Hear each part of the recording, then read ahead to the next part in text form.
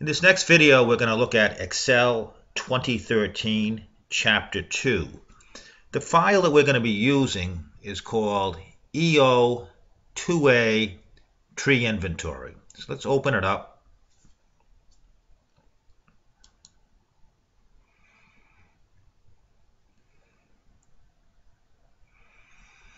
We're going to click on Enable Editing.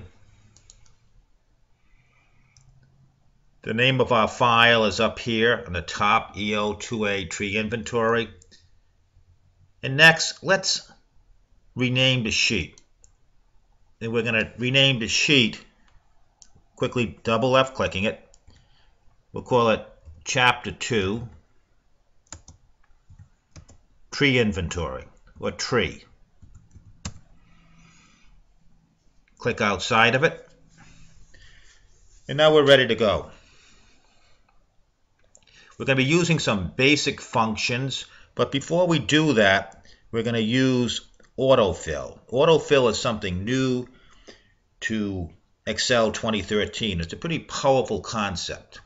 Autofill goes out and then tries to replicate a pattern that's already contained within Excel. So we're going to start by clicking on column C. It's all highlighted, the entire column, and we're going to insert two new columns. We do that once again by highlighting column C, right click, insert, right click again, insert, and we have two new columns.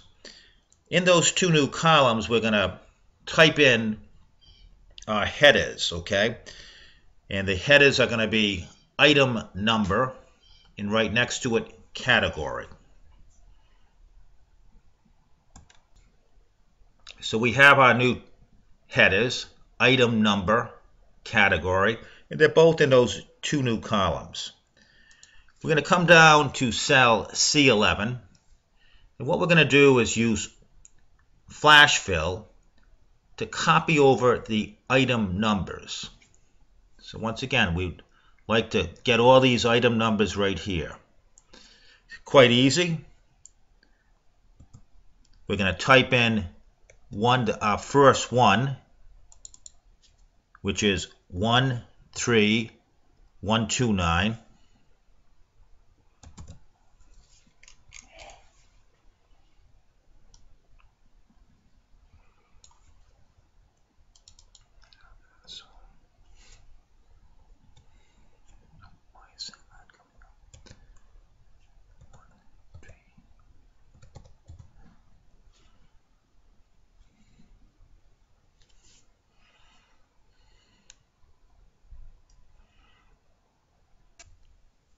So we've typed in 13129.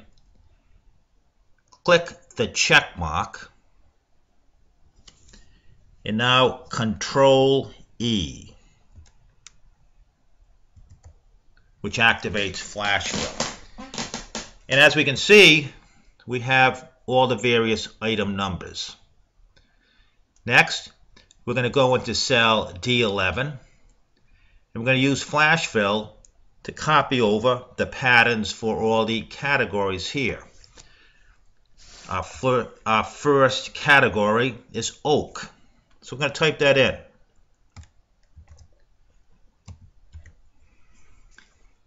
Click on the check mark.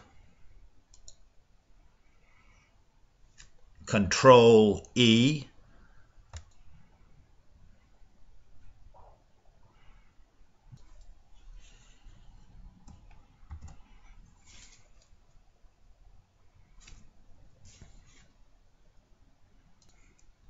Now what we can see here is that once again, flash fill has allowed us to type in, or really without typing in, it's brought over all the various categories of trees. Next, what we want to do is we want to move the category column, which is D, and place it over here in column I. How we go about doing that is by clicking on column D,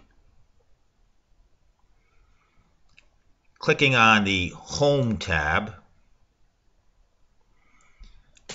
click on Cut, come over here to I,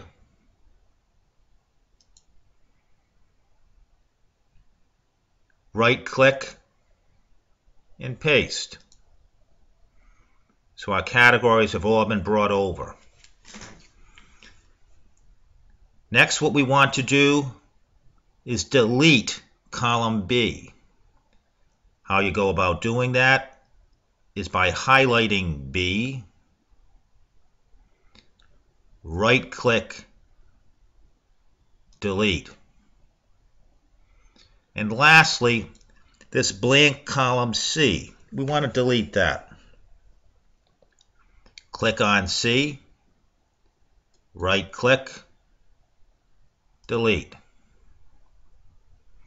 So we have our table pretty much set up. Now we're going to be using some basic functions to Autosum, find the average, find a median, lowest, which means min, and highest, which is maximum. We're going to come down to cell B4. And what we need to do here is total the items in stock. So in other words, we want to add all these numbers right here in this area.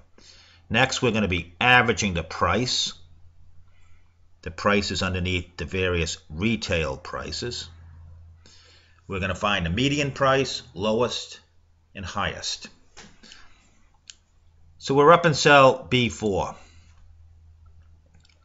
Click on Autosum.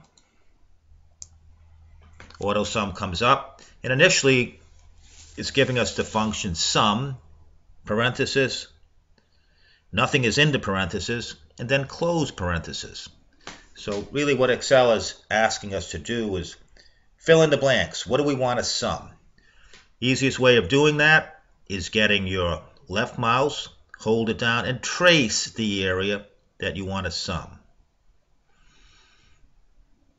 This area right here. Sum, starting in cell A11, colon means a range, all the way up to A39. Hit the check mark or enter, either way, and our answer comes out. Our answer 3022. Here's the formula.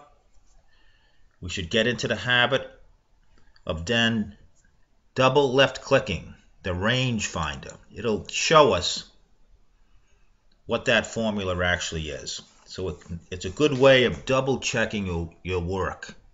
Sum, A11, A39. Hit escape. Let's get average price. We're in cell B5. Autosum, down arrow, average. Use our mouse to trace, starting here. We're holding down the left mouse all the way to here. D11, D39, either hit enter or the check mark. Our formula is highlighted. It's showing over here next to f of x. Use the range finder. Quickly double left click it. It will show us what that formula is. Average, starting in D11, all the way down to D39. Come here for our median price. A few ways of finding the median price. One way of doing that, come up to Autosum, more functions, come in here and type in median. That's the function we're trying to find. Click go. Median is now highlighted. Hit OK. First row is actually asking us for what's the range of cells that you want to find this median price. and we can either type it in or, once again, use our mouse, hold down the left button, hold down all the way down to the end, trace it, median D11 to D39, hit OK. Next is our lowest. Come up here to Autosum, down arrow, lowest means min. We're going to once again trace the range.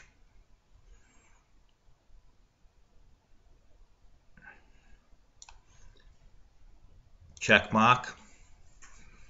To double check our formula, quickly double left click it. Min is the function, which means lowest, starting from D11 to D39. Lastly, we're going to find the maximum or the highest price. Autosum, max. We could either type the information in over here or use our mouse. I'm using my mouse, I find it easier. So I want to trace down that area. Once again, it's always pretty much the same. It is the same pattern from D11 to D39. Check mark. Okay, next what I'm going to do is take the information that we just worked on and we're going to move it. I'm going to begin by highlighting from A4 down to B8. So we have this area highlighted. Take my mouse, hover over it. We have the cross. Hold down the left mouse and drag it right over to here.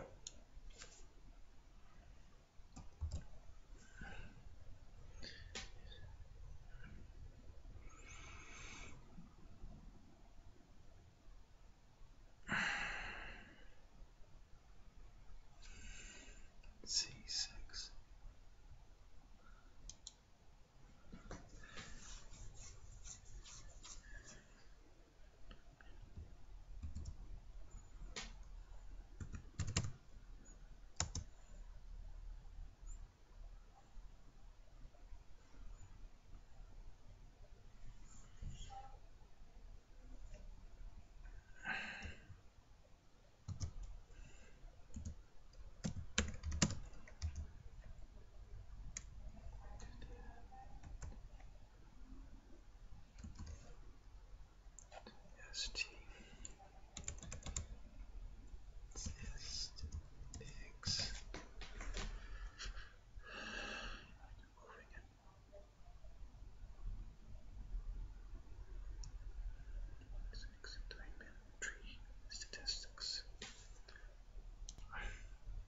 Next, what I'm going to do is go into cell C6 and type in tree statistics.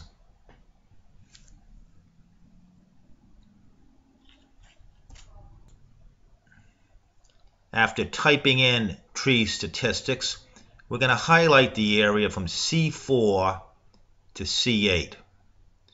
What we're going to do is we're going to rotate the word tree statistics. Now, how we go about that, once again, is we type it in cell C6, highlight from C4 to C8, right-click our mouse, go down to Format, Alignment, text control is Merge, and we want to rotate it, rotate that area at 30 degrees. So we're going to come over here next, type in 30, hit OK. I'm going to do some other quick formatting. Home, bold, italics, 14. Hit enter. Next, what we're going to do is we're going to format the information. We're going to go up to cell E4. We're going to use the comma formatting. So on the Home tab, comma. We're going to decrease the decimal places. So we can come over here to the right, decrease the decimal once and then twice. Next, we're going to highlight the numbers here. And we're going to change that to the accounting format, which is right here.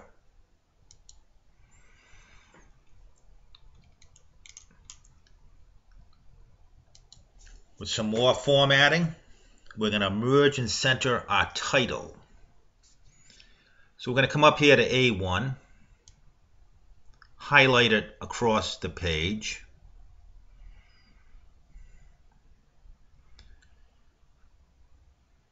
A1 to G1, that's always the first step.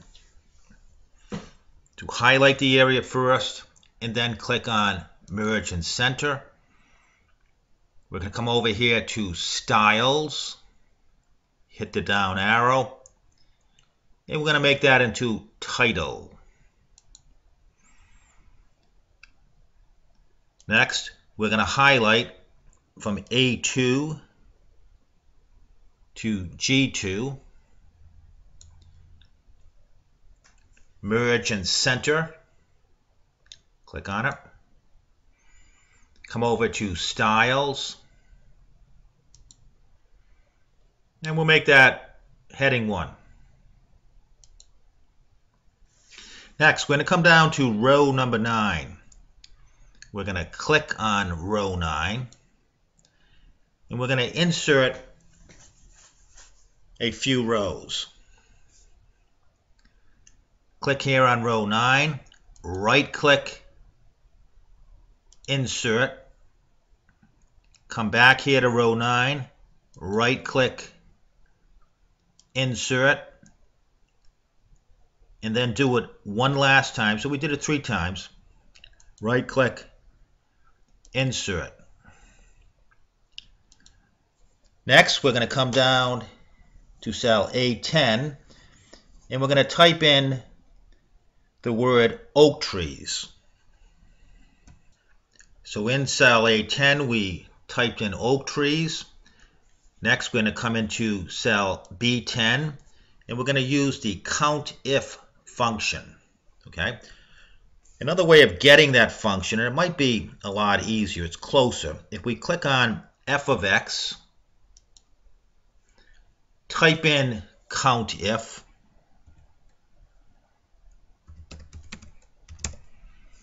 click go. It's now highlighted. Click OK. And what the Countif is trying to do is we're trying to count the times that there is an oak tree underneath categories. So the steps are row 1, the range. We're going to use our mouse, hold it down, and we're going to trace the range. In between this range right here, G14 to G42. That's our range.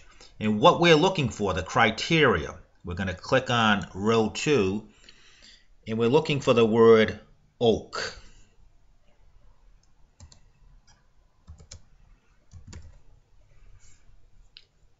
Click OK.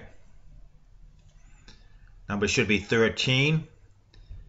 And if I double left click here, the range finder, it's telling me the function Countif in between the range G14 to G42, comma, we're trying to find the word oak, and it's all highlighted here.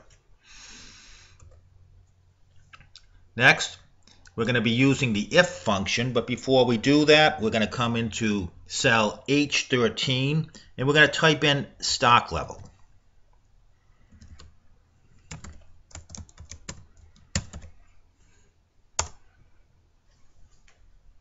We're going to come to the cell H14, we're going to use the if function.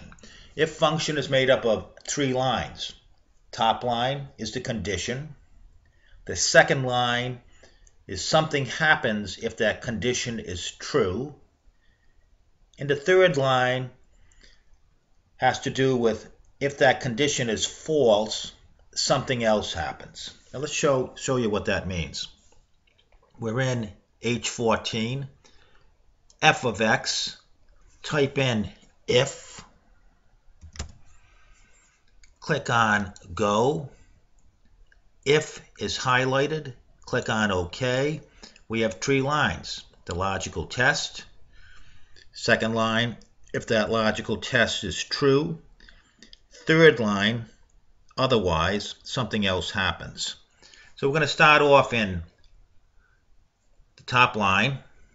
And what our logical test is we're going to click on cell A14, less than 75. Okay, that's our condition. Okay, if the quantity in stock is less than 75, we're going to go to line 2. If it's less than 75, something happens. And what we need to do is order more stock. So we're going to type in order.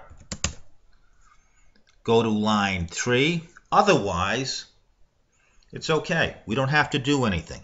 We're going to type in OK. Click on OK. Here's our formula. We quickly double left click it.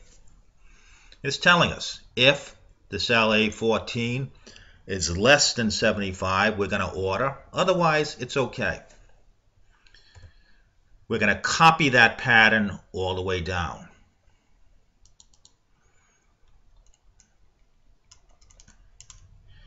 Next, we're going to be using conditional formatting to really kind of point out within this area where we have to order more stock. So the first step for conditional formatting is always to highlight the area, which we've done. It's this area right here, all highlighted. Click on Home. Come over here to Conditional Formatting. Highlight Cell Rules. And we want to find instances or text that contains, so we're going to click here. Format cells or color them in. And what we want to do is we want to find wherever the word order is appearing. So we're going to type in order. We can choose all types of different coloring. I'm going to keep with this. Click on OK. So what's happened here is that in any case within this range where we have an order or where we have to reorder, order more goods and services, it's now colored in. Still another example of conditional formatting would be over here. If we come into the area, the quantity in stock, and what I'm going to do is highlight from A14 to A42,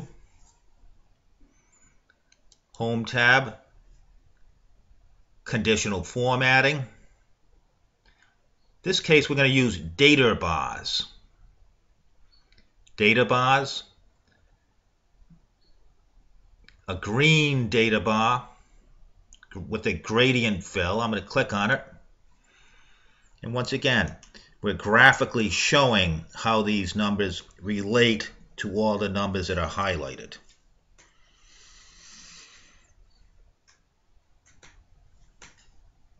Next, we're going to use the find and replace. Okay?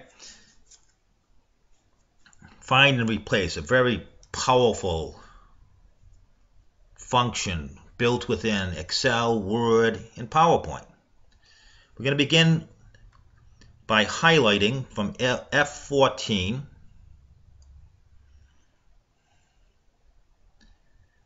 to F42. How we get to find and replace, there's a few different ways of doing it, but I'm going to come over here where it says with the binoculars, find and select, hit that down arrow, click on replace,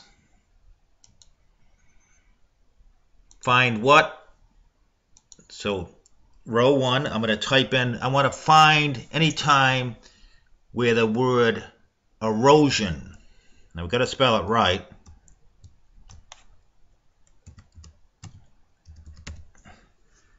replace with, so we're going to come down to the second row, I'm going to replace it with my last name, a little bit different than the book. Next, click on Replace All. We have 13 replacements. Click OK, and then close it. And in all cases, we can see where erosion has been replaced with my last name.